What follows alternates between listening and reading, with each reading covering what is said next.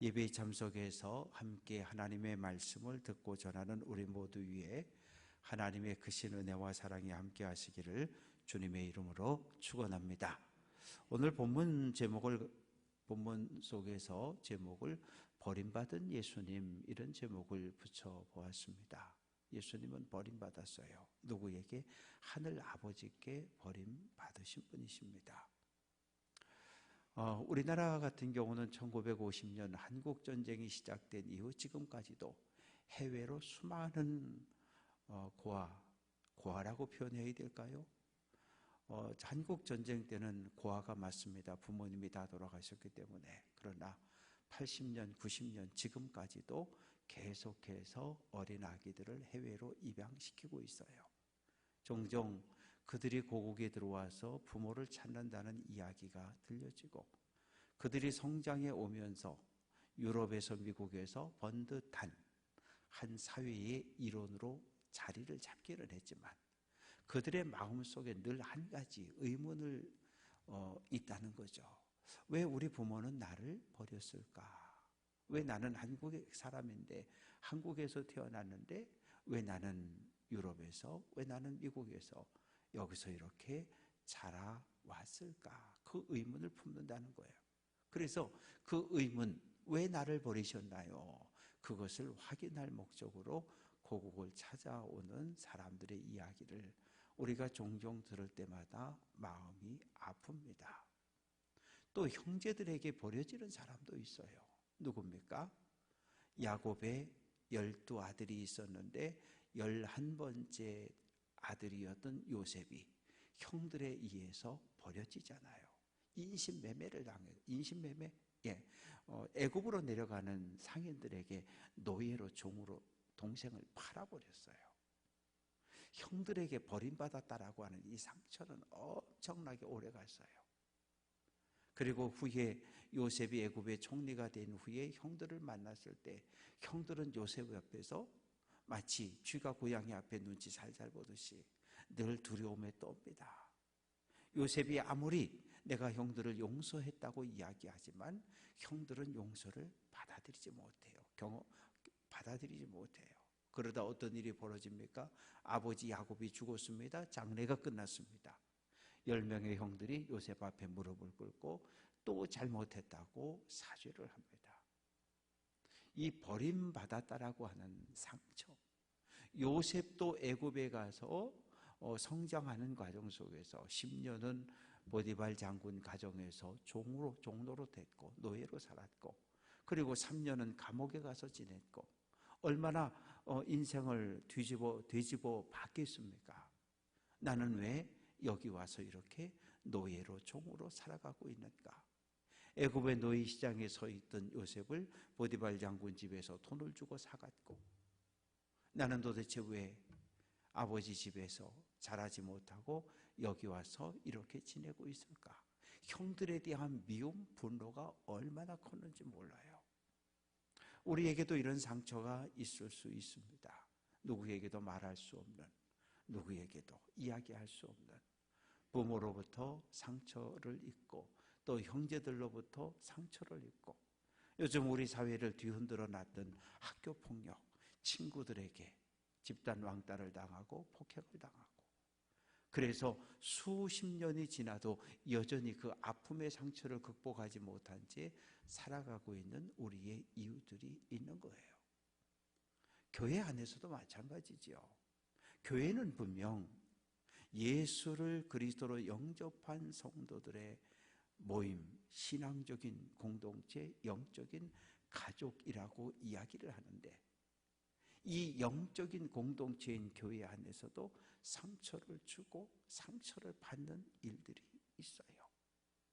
어떨 때는 목회자에게 상처를 받고, 어떨 때는 장로님에게 상처를 받고, 어떨 때는 권사님에게 상처를 받고, 목회자도 마찬가지예요. 로봇가 아니잖아요. 저도 감정이 있고, 어떨 때는 저도 상처를 받고 그 상처를 극복하느라고 애를 쓰고 아파하고, 사람이 살아가는 모든 공동체는 상처를 주고 상처를 받습니다. 그런데 우리가 이 땅에서 살면서 경험하는 가장 큰 고통은 아버지에게 버려졌다는 거예요. 오늘 예수님은 어떤 모습입니까? 마가복음 15장 25절은 때가 제 3시가 되었을 때 예수님이 골고다 십자가에 못이 박혔어요. 3시, 6시, 9시 그러는데 이게 도대체 몇 시일까? 3시, 6시, 9시에다가 더하기 6을 하면 오늘 우리 시간입니다. 3시는 오전 9시, 6시는 낮 정오 12시, 9시는 오후 3시가 되겠죠. 예수님은 오전 9시에 십자가에 못이 박혔고, 그리고 오후 3시에 임종, 죽음을 맞이합니다. 그러면 예수님이 십자가에 못 박혔던 그 골고다 언덕에 어떤 일들이, 자연적인 이상현상들이 일어났을까요? 마태복음 27장 45절은 제6시로부터 낮 12시로부터 제9시까지 골고다 언덕 유대 지역에 어둠이 덮였다, 이렇게 표현하고 있어요. 낮 12시부터 오후 3시까지는 해가 힘이 가장 쓸 때예요. 가장 뜨겁고 햇볕이 가장 강렬하고, 그런데 그 시간에 골고다에서부터 유대 전역에 짙은 어둠이 깔렸다는 거예요. 어둠이라고 하는 것은 성경은 죄와 악을 어둠이라고 표현하고 하나님의 심판을, 하나님의 진노를 어둠으로 표현하고 있습니다. 출애굽기 10장 22절 말씀을 보면 하나님이 애굽에 내린 10가지 재앙 가운데 하나가 흑암, 어둠이었어요. 왜 어둠을 내리셨습니까? 애굽 사람들은 태양신 라를 숭배했어요. 태양신 라는 빛을 반짝반짝 온 세상을 환하게 비추는 태양신 라를 믿었는데, 하나님께서 어둠을 내렸는데 태양신 라는 전혀 힘을 발휘하지 못했던 거죠. 애굽 사람들을 향해서 너희가 믿는 태양신 라는 아무것도 아니라는 거예요. 하나님의 심판 앞에 애굽 사람들이 믿고 붙잡았던 태양신 라도, 살아있는 신 바로도 아무런 힘을 발휘하지 못합니다. 누가복음 23장 44절은 때가 제6시쯤 되어 해가 빛을 잃고 낮 12시에 해가 빛을 잃고 온 땅에 어두움이 임하여 제9시까지 계속되었다. 하나님은 예수님의 십자가의 죽음을 지켜보실 수 없으셨던 거예요. 그래서 하늘과 땅 사이, 하늘과 십자가가 세워진 골고다 언덕 사이를 어둠으로, 흑암으로 덮어버리셨어요. 그리고 하나님은 진노를 표현하십니다. 누구를 향한? 종교 지도자들을 향한. 왜냐하면 십자가라고 하는 것은 하나님을 가장 잘 아는 사람들, 하나님을 가장 사랑한다고 주장하는 사람들, 하나님을 가장 잘 예비한다고 자랑하는 사람들, 나는 믿음이 있다고 주장하는 사람들, 대제사장과 바리새인과 율법학자, 서기관, 사두개인, 이들에 의해서 계획되어진 살인이었기 때문입니다. 그래서 하나님은 그 어둠을 내림으로써 종교 지도자들을 심판을 하십니다.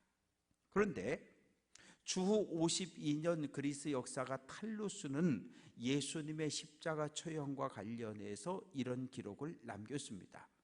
주후 32년 6월절에 어둠이 유대 땅 전역을 덮었다.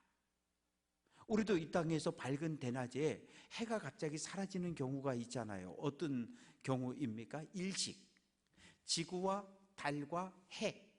그래서 이 달이 해를 가려서 해가 일시적으로 보이지 않아요. 1시간이든 2시간이든 일식이라고 말합니다. 그런데 과학적인 증거에 의하면 주 32년 6월절 3월 25일경에 달의 위치는 태양 뒤쪽에 있었다는 거예요.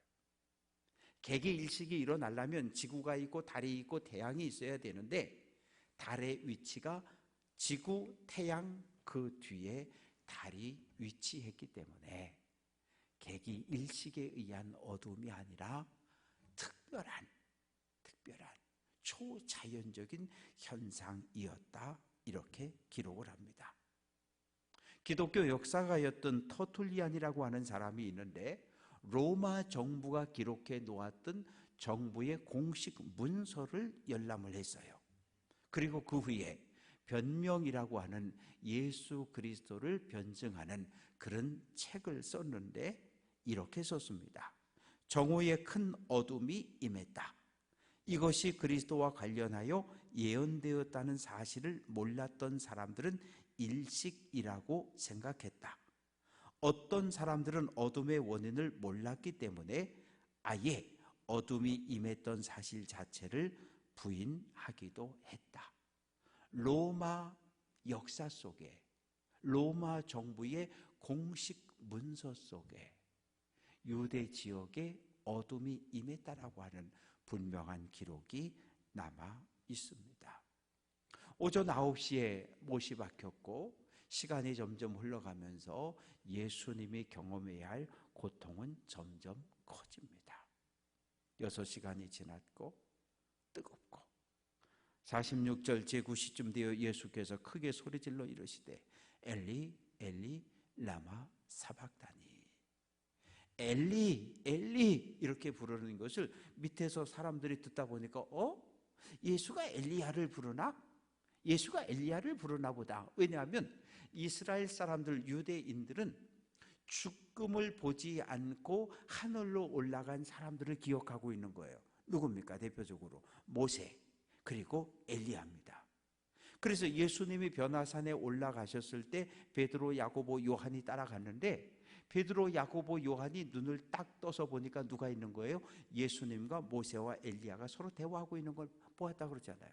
그 유대인들은 늘 그 마음속에 모세와 엘리야가 죽음을 보지 않고 하늘로 올라갔기 때문에, 살아있는 상태로 올라갔기 때문에 다시 올 것이다 라고 하는 믿음, 소망을 가지고 있었던 거예요.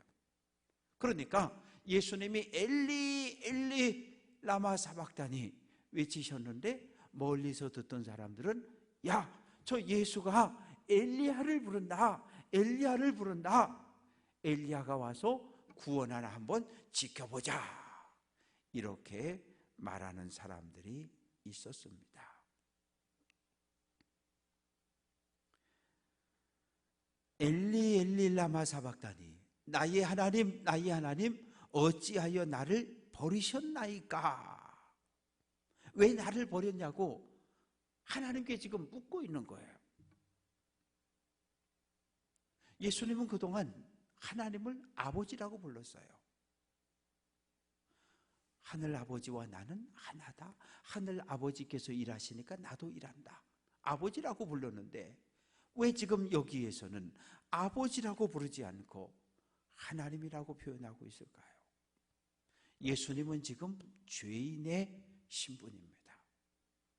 온 인류의 모든 죄를 대신 감당하는 죄인으로서 십자가에 못이 박힌 거예요. 하나님은 누구십니까? 하나님은 심판자, 죄인을 심판하는 재판관의 입장에서 하나님이 계신 거예요. 그래서 예수님은 아버지라고 부르지 않고 나의 하나님 나의 하나님 어찌하여 나를 버리셨냐고 외마디 질문을 던집니다. 십자가는 참 부끄러운 것이고 고통스러운 것이고, 뭐 이렇게 총살형을 한다든지 교수형을 한다든지 칼로 참수형을 한다든지 그러면 짧아요. 1분 2분 짧아요. 그런데 십자가형은 몰라요. 그냥 사람의 옷을 홀딱 벗겨놓고 수치를 줘요. 남자고 여자고. 그리고 손목과 발목 모든 신경 다발이 지나가는 이 손목과 발목에 못이 박혔고, 그리고 죽을 때까지 내버려 두는 거예요. 손을 대지 않아요. 십자가형을 언도받는 그 순간 기도의 제목이 생기는데 빨리 죽게 해달라는 거예요. 십자가에서의 고통의 시간을 줄여달라는 거예요. 짧게 빨리 내 생명을 끊어달라는 기도가 십자가형을 선고받은 죄수들의 기도가 되었다고 합니다. 왜요? 실제로 역사적 기록에 의하면 한 달씩 십자가 위에서 신음했던 사람들이 있었대요. 목숨은 끊어지지 않았고 힘은 점점 떨어져 가고 독수리들이 머리 위에 내려앉아서 눈을 파먹기도 하고, 그래도 누구도 손을 댈 수 없는, 가족들이 손을 댈 수 없는 그 잔혹한 형벌이 바로 십자가입니다. 오죽 십자가의 고난이 컸으면 예수님 3번이나 겟세마네 동산에 올라가서 기도하시잖아요. 내 아버지요, 할만하시거든 이 잔을, 이 십자가를 내게서 지나가게 하옵소서. 이거 좀 안 쪘으면 좋겠다는 거예요. 십자가를 좋아하는 사람은 아무도 없어요. 십자가를 지고, 자기 십자가를 지고 예수님의 뒤를 따라가는 게 우리의 본분인데, 우리는 반짝반짝거리는 금 십자가 무진장 좋아해요. 저도 좋아해요. 목에다 걸든 배지를 붙이든 받으면 기분 좋아요. 그런데 십자가, 예수님이 지셨던 그 고난의 십자가를 지라 그러면 그건 싫어요. 바짝바짝거리는 십자가는 원하지만 예수님 지셨던 그 무거운 십자가는 싫어요. 하나님, 무거운 십자가 말고 요즘 그 스티로폴로 만든 것 같은 거, 가벼운 거, 그냥 슬슬 들고 갈 수 있는 거, 그런 거 좀 주시면 안 되나요? 그런 십자가는 없어요. 왜요? 우리에게 주어진 십자가는 사람마다, 가족마다, 교회다 모두 다 달라요. 다른 사람과 비교할 이유도 없어요. 왜? 내가 져야 하는 십자가, 나에게 고난이고 고통이기 때문입니다. 예수님은 하나님을 원망하고 불평하는 기도를 겟세마네 동산에서 올리는 것이 아니라 하늘 아버지를 믿는 믿음을 가지고 기도한 거예요. 나의 원대로 지나 이 십자가 안 질 수 있으면 지지 않게 해달라는 거예요. 그러나 나의 원대로 마시옵고 아버지의 원, 하늘 아버지의 뜻대로 하겠다는 거거든요. 그러니까 우리들이 모든 기도를 다 할 수 있어요. 로또 당첨되게 해주시고, 아파트 몇 평짜리 청약되게 해주시고, 다 할 수 있어요. 그러나 마지막에 하나님, 내 생각, 내 꿈은 그런데요, 내 꿈대로 말게 하시고 하나님 뜻을 이루어 달라고 기도하고 아멘하고 나가면 되는 거예요. 어떤 기도든지 다 올려드릴 수 있지만 정말 중요한 것은 내 뜻을 내려놓고 하늘 아버지의 뜻이 내 삶을 통해 이루어지게 해달라고, 마지막 기도는 그렇게 끝나면 되는 거예요. 그래야 우리가 하나님의 사람, 하나님의 제자가 될 수 있습니다. 유대 달력으로 7월 10일은 대속죄일입니다. 대제사장이 1년에 한 번 이스라엘 민족 전체의 죄를 끌어안고 지성소에 들어가서 하나님 앞에 중보 기도를 드리는 날이지요. 그런데 그날 염소 2마리를 가져옵니다. 염소 2마리를 이 성막, 회막 앞 문에서 제비를 뽑아요. 제비를 뽑는데 제비를 뽑아서 한 마리는 하나님께 제물로 바칩니다. 하나님을 위한 속죄 제물로 바쳐요. 그러면 한 마리가 남잖아요. 이 한 마리는 죽이지 않아요. 이 한 마리 남은 이 염소를 가리켜서 아사셀리라, 버림받은 염소라, 이렇게 부릅니다. 그러면 어떻게 합니까? 속죄제가 끝나고 나면 이 아사셀로 선택을 받은 버림받은 이 염소를 레위기 16장 22절 말씀 보면 그 염소가 그들의 모든 죄악을 지고 사람이 살지 않은 땅에 이르면 그는 그 염소를 광야에 놓아줄지니라.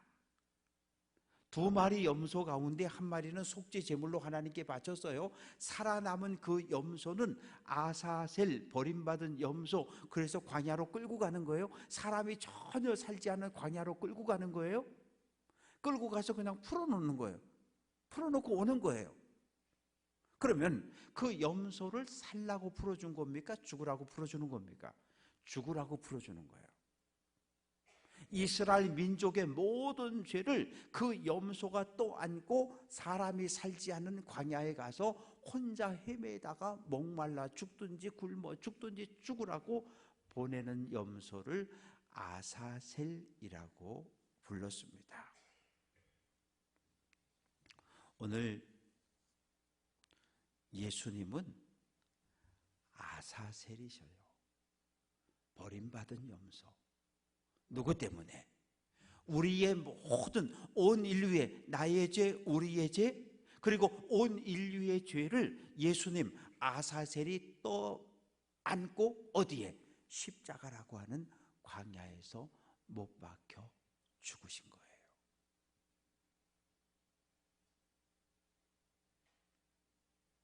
이스라엘 백성들은 알았어요. 이스라엘 백성들이 머물고 있는 이 진 바깥으로 나아가는 그 염소를 보면서 저 염소가 내 죄 때문에 우리 집안의 죄 때문에 우리 가문의 죄 때문에 우리 민족의 죄를 대신 지고 저 염소가 지금 죽으러 가는 거야. 그걸 모두 다 알았어요.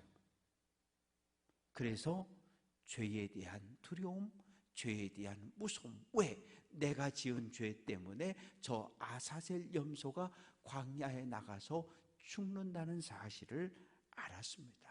그래서 자기 자신들의 죄와 허물을 내려놓고 회개하는 삶을 살았던 사람들이 바로 이스라엘 백성들이지요.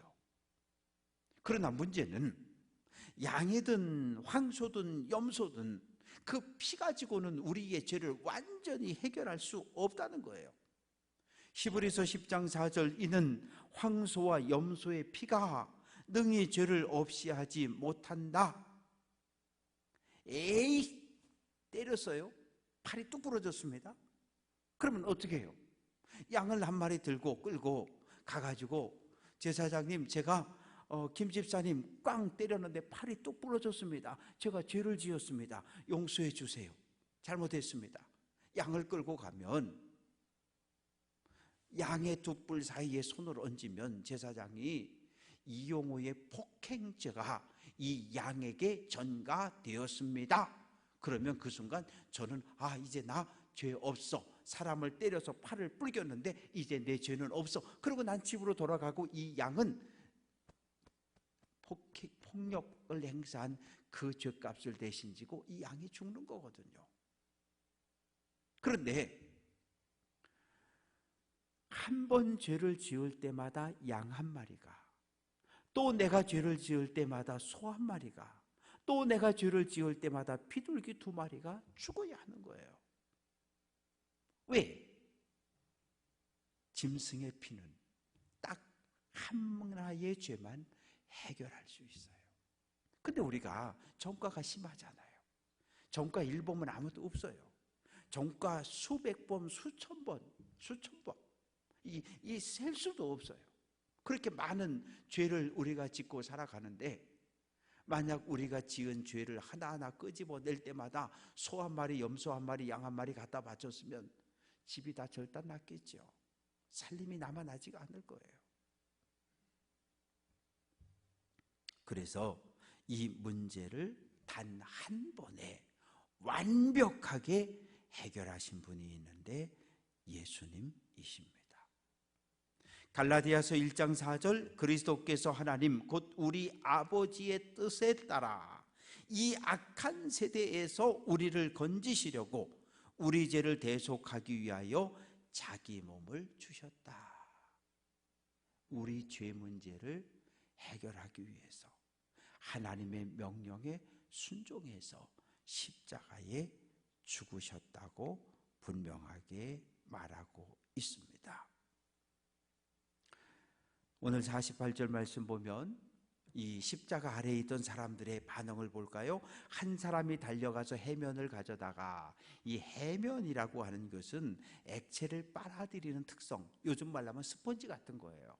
스펀지 같은 거. 그래서 거기다가 신 포도주를 이렇게 듬뿍 적셔가지고 예수님 입에 갖다 대줍니다. 신 포도주는 아주 질이 낮은 노예, 종, 하인들, 이런 사람들이 마셨던, 또 십자가형을 선고받은 죄인들에게 마지막에 고통과 통증을 조금이라도 줄여줄 목적으로 로마 군병들이 베풀던 자비요 은혜였습니다. 그런데 또 옆에 있던 사람들이 뭐라 그럽니까? 주지 말라 그러잖아요. 주지 마, 주지 마. 엘리야가 와서 저 사람을 구원하는가 우리가 보자. 주지 마, 주지 마. 그렇게 또 소리를 지릅니다. 50절 예수께서 다시 크게 소리 지르시고 영혼이 떠나가셨다. 떠났다는 거예요. 하나님의 우리 몸 안에 들어와 있던 하나님의 생명이 떠났다는 거예요. 죽음이라고 하는 것은 무엇입니까? 삶이라고 하는 것은 무엇입니까? 살아있다라고 하는 것은 흙으로 만들어진 육체 안에 하나님의 생명이 들어 살아 움직이는 걸 살았다고 이야기하는 거고, 죽음이라고 하는 것은 우리 육체 안에 들어와 있던 하나님의 생명이 떠나가는 거예요. 어디로 떠나갑니까? 하나님께로부터 왔던 하나님의 생명은 하나님의 나라로, 하나님의 품으로 되돌아가는 거예요. 그러면 흙덩어리, 연약한 흙덩어리, 깨지고 부서지고 망가지기 쉬운 연약한 육신만 남는데 이 몸을 장례하는 관습이 우리에게 있는 것이지요.